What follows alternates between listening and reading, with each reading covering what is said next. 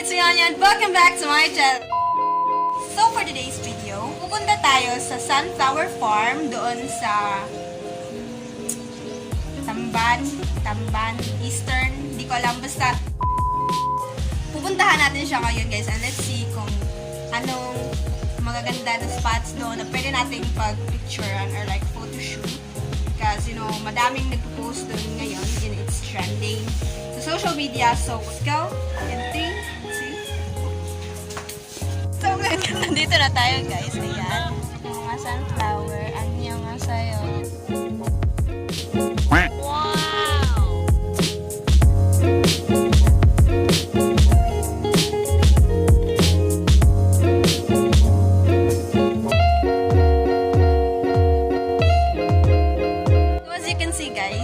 Sunflowers na nga nandito, meron din mga spring onions at sal, hindi ko alam anong tagaan.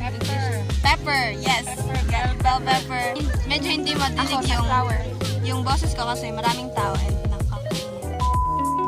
A short montage. She's a Mona Lisa. Everyone's lining up to see her. She's a Mona Lisa. Everyone's lining up to see her. There must be something about her features. You'll find her beauty goes much deeper once you get to meet her. You see her walking down the boulevard. She got the posture of a superstar. She looks so fly in those Gucci slides. Yeah, yeah, I wonder what she hides under her disguise. Yeah, yeah, yeah, yeah. And all the girls around the world, they wanna be her. And all the dudes are trying to score like it's fever. She lives a double life, puts on a show. What's under the subtle smile, we'll never know. She's a Mona Lisa. Everyone's lining up to see her. There must be something about her features. You'll find her beauty goes much deeper once you get to meet her. She's a Mona Lisa. Everyone's lining up to see her. There must be something about her features.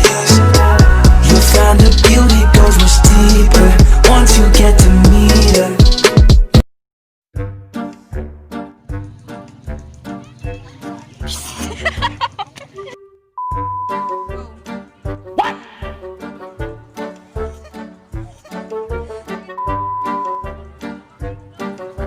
Surprise, motherfucker. Wait a minute.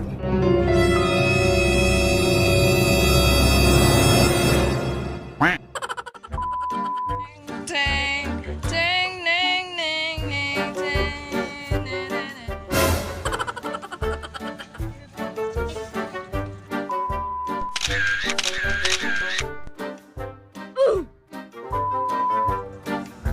Asa ka discover nga ni?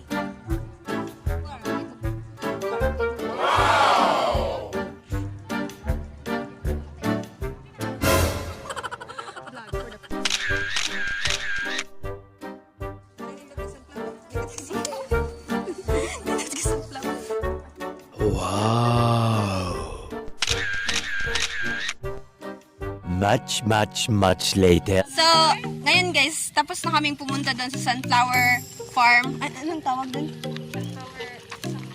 Sunflowerville or farm or garden. What? And as you can see guys, hindi lang sunflower yung nandoon. As you can see, nagbablog ako kahit nasa kalsada ako. Kapal ang mukha mo, bes! Kapal! Pwede kang bumili ng sunflower. May ano kasi sila, pick and buy. So, kukuha ka lang ng sunflower tapos ibibigay nyo. Hindi ko alam magkano. May ano nun, may yung mga babae na mag-a-assist sa'yo sa mga bibilhin mo. Pwede kang bumili ng watermelons and at sa mga vegetables and sunflowers. So, yun na nga. Lalakad na kami. Pupunta kami sa, hindi ko alam. Naglalakad kami kasi wala kaming masakyan kasi 'di ba quarantine and walang masyadong masyadong mga sasakyan na. Hayo gozaimasu. And by the way guys, first time kong lumabas ngayon. Last Baka pwede tayong shortcut guys. Dito tayo dadaan guys. Lulusot tayo nun guys. Lalabas tayo sa Petron Gasoline Station guys. Dito dadaan tayo sa may... So, first time kong lumabas ngayon, last na lumabas ako sa bahay namin is March. And yung date ngayon is June 7, 2020. Kaya, like, susulitin talaga namin tong araw na to, guys. So, yeah. Stay tuned. 5 minutes later. Next stop is Milk Tea Shop.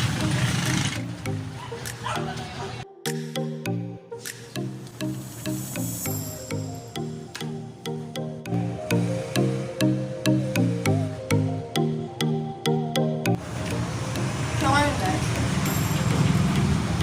next stop naman is dito kami sa isang cafe, kumakain kami.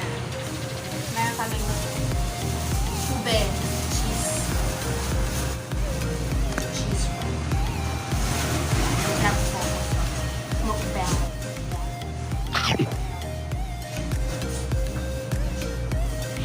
Walang cheese. No, God! No, God, please, no! No! Asa ng cheese?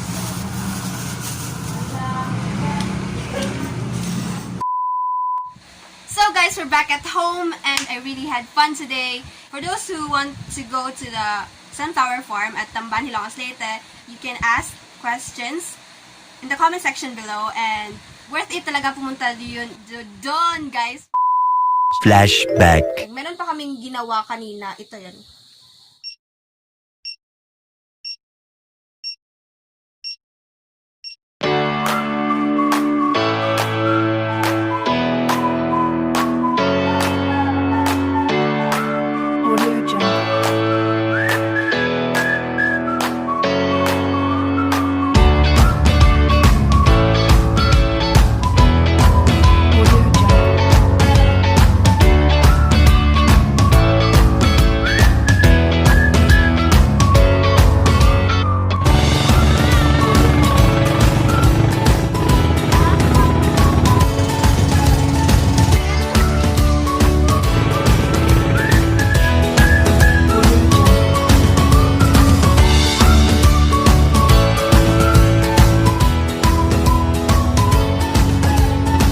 Ayun, yun yung mga ginawa ko ngayong araw na to at kaya nga nasulit talaga to first time ko na paglabas sa bahay ni Kuya or sa bahay ni Mama.